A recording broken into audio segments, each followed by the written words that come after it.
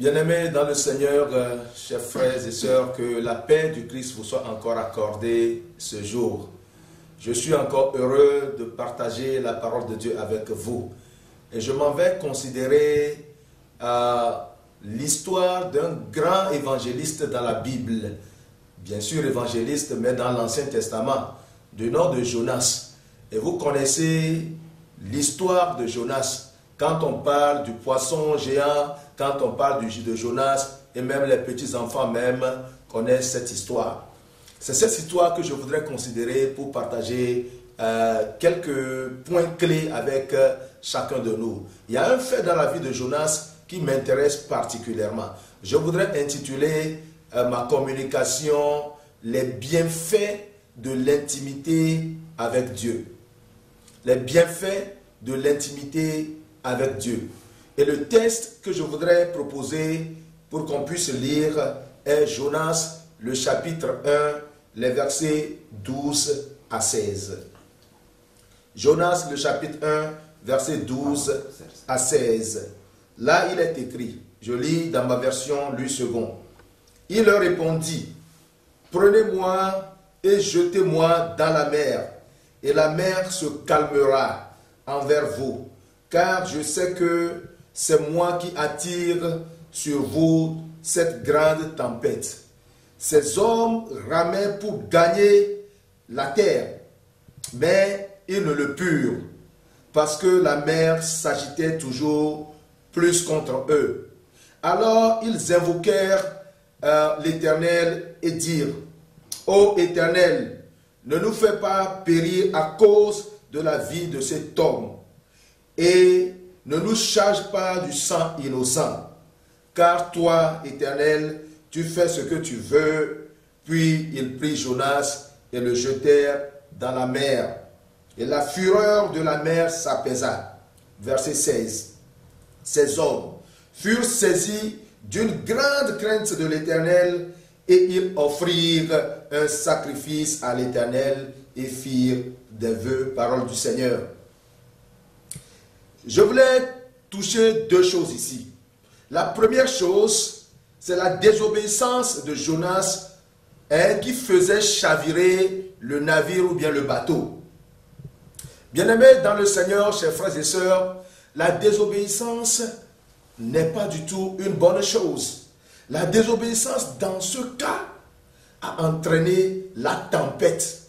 La tempête sur la mer, la tempête sur l'océan, et ça allait faire couler le bateau et plusieurs personnes devaient n'être pas périr.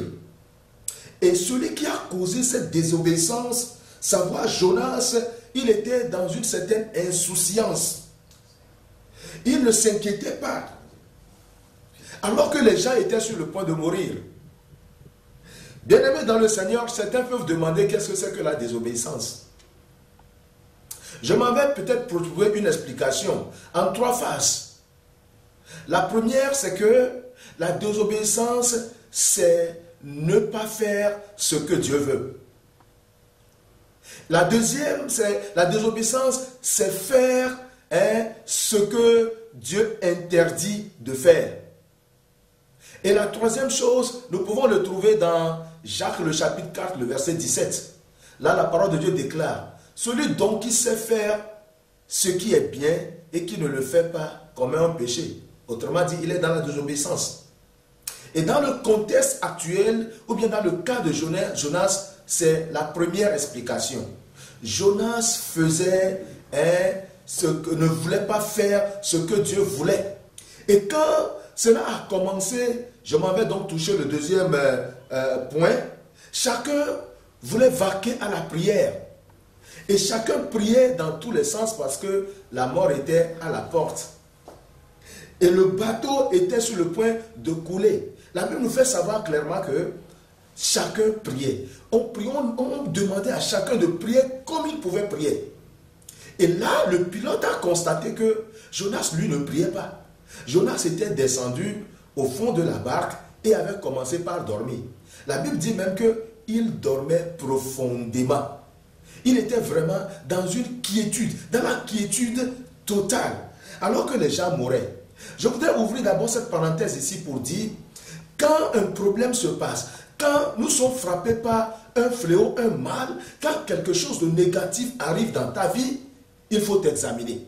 Il ne faut pas tout de suite vaquer à la prière. Il faut prendre le temps, n'est-ce pas, de repenser à ta vie, de repenser à la situation pour détecter quel est le mal, où en est, ou qu'est-ce qui est la cause de ce qu'il y a. Et dès lors que tu détectes cela, cela peut te permettre maintenant de savoir comment aller vers le Seigneur dans la prière.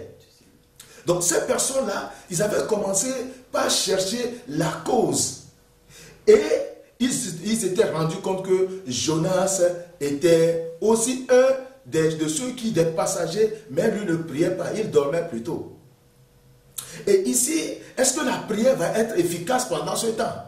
Quand ils avaient réveillé Jonas, Jonas s'était attaqué à la cause, en leur disant, comme si je peux imaginer la scène, les amis, arrêtez de prier. Les amis, la cause de ce mal-là se trouve ailleurs. Bon, par rapport à la prière, je voudrais vous lire un texte. Ce qui même empêche l'exaucement de nos prières. Ce qui même empêche que nos prières ne soient pas répondues. Si la cause n'est pas détectée, n'est pas traitée, si nous prions, ça n'aura pas d'effet. Ésaïe, le chapitre 59. Je vais lire quelques versets là-bas, les tout premiers versets. La Bible déclare là-bas, non, la main de l'Éternel n'est pas trop courte pour sauver, ni son oreille trop dure pour entendre. Mais ce sont vos crimes qui mettent une séparation entre vous et votre Dieu. Ce sont vos péchés qui vous cachent sa face et l'empêchent de vous écouter. Car vos mains sont souillées de sang et vos doigts de crime. Vos lèvres profèrent le mensonge. Votre langue fait entendre l'iniquité. Nul ne se plaint avec justice. Nul ne plaide avec droiture. Ils s'appuient sur des choses vaines et disent des faussetés. Ils conçoivent le mal et enfantent le crime. Là, ça montre combien il est important de ne pas tout de suite dire on va prier. Il faut d'abord détecter le mal. Donc Jonas les avait aidés à détecter le mal. Donc dans le cas de Jonas, qu'est-ce qu'ils ont fait? D'abord, les gens ont commencé par enlever tout ce qui peut faire, tout ce qui pesait dans le navire. Ils jetaient ça à l'eau. Ils voulaient que le navire soit plus léger. Alors, donc, il est important que lorsque tu traverses une situation, en t'examinant, que tu puisses sortir ce qui faisait que ton atmosphère était, n'est-ce pas, ou bien est lourde. Ce qui faisait que ton bateau est en train de couler. Il faut détecter ces choses et les enlever, les jeter. Et donc, ils avaient jeté tout cela. Et maintenant, Jonas va dire, écoutez, moi, je suis serviteur de l'Éternel. Je crains Dieu. Mais je me suis engagé dans un bras de fer avec Dieu. Voilà pourquoi vous êtes en train de subir ceci. Et ils avaient demandé à Jonas, qu'est-ce que nous devons faire maintenant pour que ce mal-là passe? Et Jonas a répondu, jetez-moi simplement dans la mer. Oh là là. Jetez-moi dans la mer. À la mer, là, l'étendue là, qui était là comme ça. Jonas voulait qu'on le jette dans la mer. Et les mariniers, naturellement, ils avaient peur. Ils se disaient, mais nous sommes en face d'un homme qui est fou. Nous ne pourrons pas faire cela. La Bible dit que, quand Jonas avait dit cela, ils avaient continué par ramer beaucoup plus fortement afin de pouvoir regagner la terre. Mais ils ne le purent pas parce que ce qui se passe là était la main de Dieu. C'est la main de Dieu. Jonas avait engagé en effet un bras de fer avec Dieu. Et donc, la tempête était si forte. Et les mariniers ont compris que, cette fois-ci-là, nous devons obéir en faisant quoi? En jetant Jonas dans la mer. Et ils ont prié pour dire, ne nous fais pas subir, Dieu ne nous fait pas subir le crime de quelqu'un. Et ils ont pris Jonas, ils l'ont descendu dans la mer.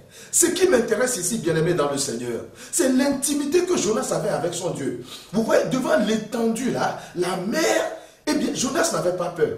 Jonas, est-ce qu'il savait ce qu'il disait même en disant, déposez-moi, jetez-moi dans la mer?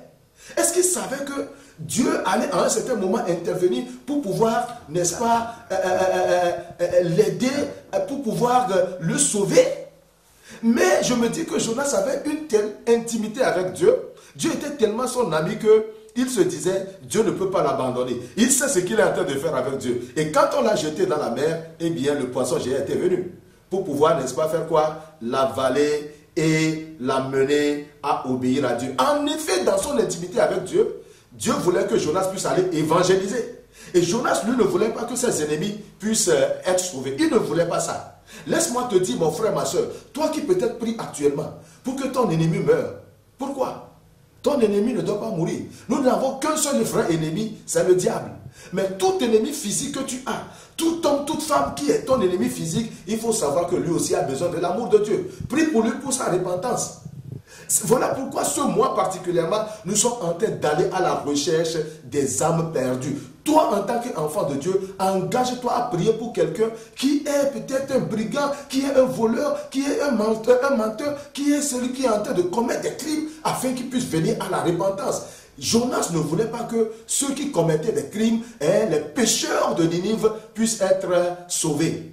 Voilà pourquoi il n'a pas voulu aller. Mais Dieu, il va commencer par l'insulte. À un certain moment, Dieu va dire, écoute Jonas, je sais que tu ne veux pas aller, mais maintenant là, je te donne cet ordre, vas-y.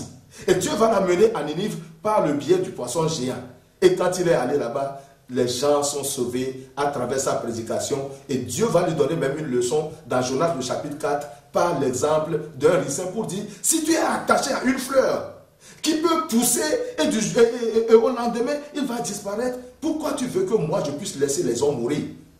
Bien-aimés dans le Seigneur, chers frères et sœurs, si nous développons une telle intimité avec Dieu, eh bien Dieu va prendre plaisir avec nous. Nous serons entre les mains, n'est-ce pas, du Créateur de l'univers. Celui-là qui est capable de maîtriser même les océans, de maîtriser même les tempêtes. Jésus-Christ est celui qui les maîtrise. La Bible nous fait savoir, dans Colossiens, le chapitre 1, le verset 16, que toutes choses, aussi bien visibles qu'invisibles, que ce soit les autorités, les dominations, tout pouvoir, tout a été créé par Jésus. Jésus est le chef suprême de l'univers. Celui qui est capable de maîtriser la tempête qui est dans votre vie. Celui qui est capable de faire en sorte que votre navire ne chavire pas.